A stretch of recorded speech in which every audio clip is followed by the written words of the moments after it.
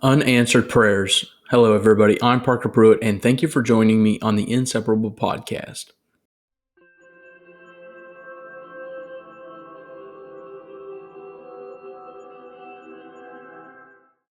Well, recently I heard the song from Garth Brooks called Unanswered Prayers, and hearing the lyrics to that song kind of got me thinking there might be a message in here.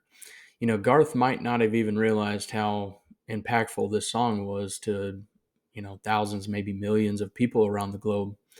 But it's a powerful song. I encourage you to listen to it if you've never listened to it before. If it's been a while, like me, I heard it as a kid, but hearing it as an adult, it's just kind of like, wow, I never really thought about like that. Some of the things that he was describing in the song.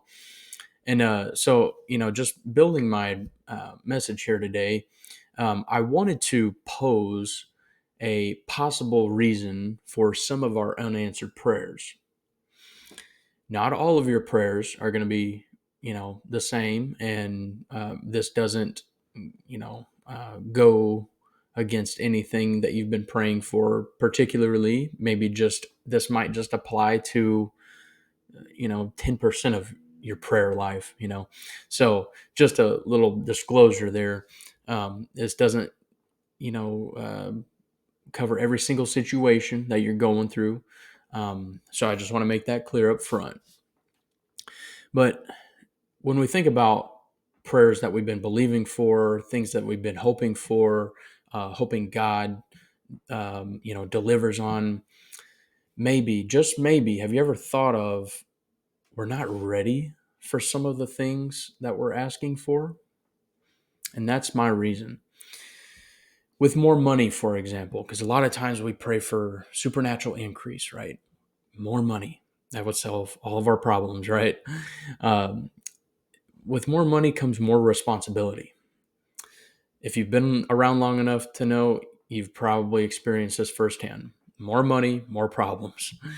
If you don't have, the training or the discipline to handle said money, you know, why would God give you so much? Why would God give you a boatload of money if you can't handle it?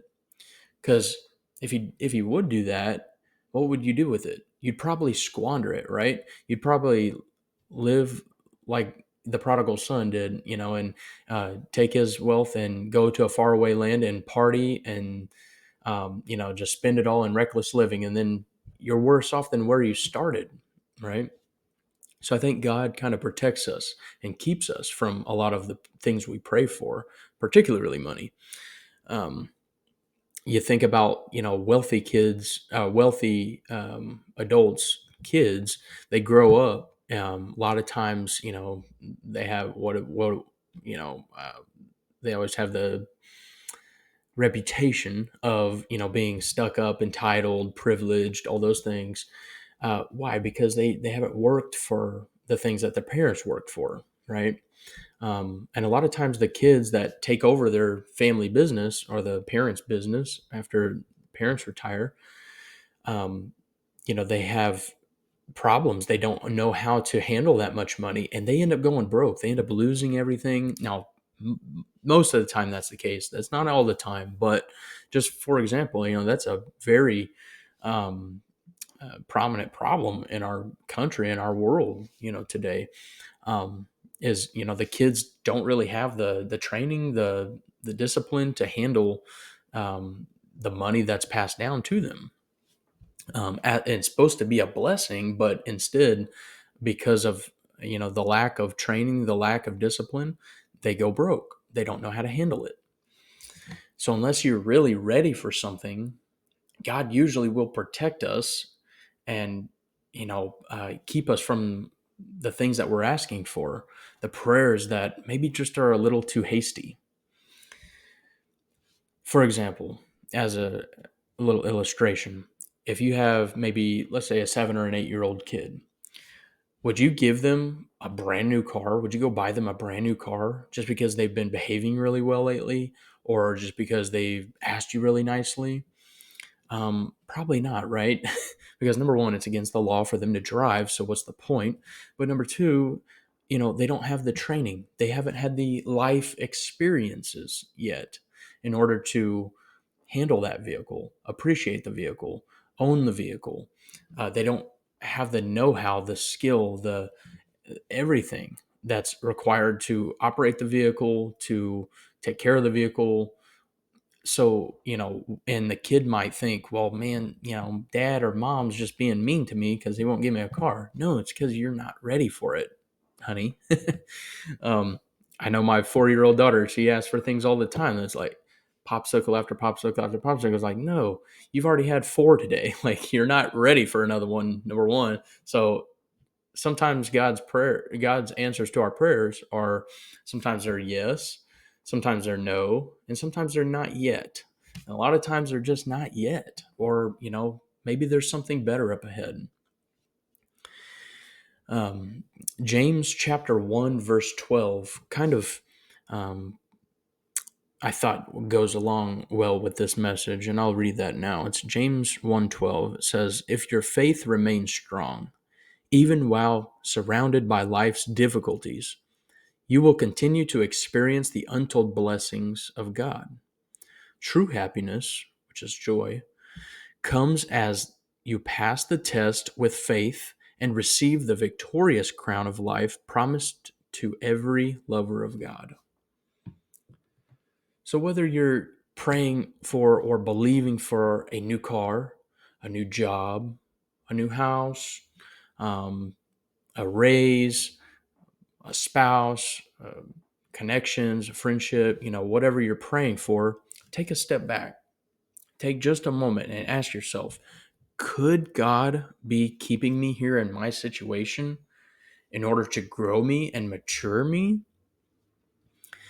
Life's crown, as James puts it, life's crown is the end goal, the end prize.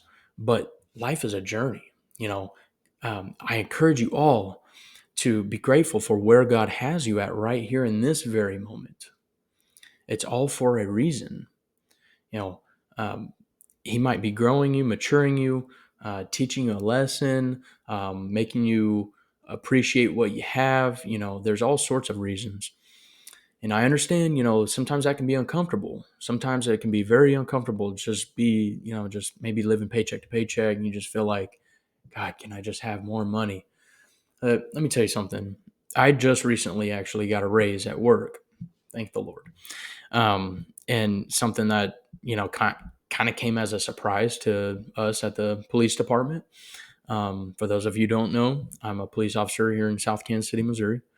And so with this large increase that I was not expecting, I was like, finally, like I've been saying in some of my episodes here on the Inseparable podcast, I've been dealing with debt. I've been saddled with uh, everything from the IRS to medical bills to everything in between, just life, car trouble, that sort of thing. It's just like, man, when can I get a break? When can I just get this money? Like, God, like I'm trying my best here, like, can you just reward me with something? Give me a bone, something. And, whether that's the lottery that I don't play in or, you know, or somebody just blessing me with something, it's just like how you could pull the strings, right? Like, just, I'm believing in you for something, And so a couple years later, fast forward to about 2 months ago, I received this raise. And you know what the first thing I wanted to do with that money was? To go squander it. I wanted to spend more. I didn't want to pay off debt, even though I've been visualizing paying off all this debt all at once for years now. I had this like temptation just to go out and spend it. Like, I just wanted to buy, my wife this and my wife that. I wanted to buy, my daughter this and that. I'm like, why? Where's all this coming from? And it kind of all hit me all at once. It's like God almost was saying, like, this is why you didn't have it beforehand, And so I kind of just took a step back. I'm like, okay, like, let me cool my jets. Let me, be a good steward of this money that I'm entrusted with now. And I tried to do just that, and I started, dialing back my spending and start paying off the debt a little bit more aggressively than I had before. So with increased money comes increased responsibility. Are you responsible enough to handle what you're praying for? Um, Maybe it's that new job that you're praying for. Maybe God has you in this job for a reason, though. You could be like, man, this job is hell. But maybe God has you there to bring heaven to it. So just think about it in a different perspective, in a different light. I encourage you to stay humble, to stay patient, more importantly, and God will take you from faith to faith and glory to glory. He will not let you stay stuck in one place for longer than you need to be there. But He will keep you there for a season or until you learn to handle what's coming for you next. So I hope this message blesses you. Um, I encourage you to listen to the song Unanswered Prayers by Garth Brooks. And I hope you guys have a blessed day.